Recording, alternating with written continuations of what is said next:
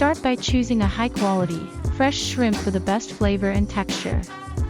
Look for shrimp that have a vibrant color and a firm, elastic texture. Avoid shrimp that look dull or have any brown or gray patches.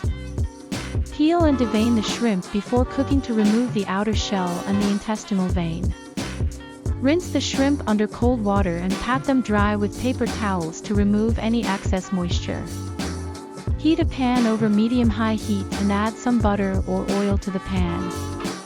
Add minced garlic to the pan and cook until fragrant and starting to turn golden. Add the shrimp to the pan and cook until they are pink and opaque, which should take 2 to 3 minutes per side. Remove the shrimp from the pan and set them aside.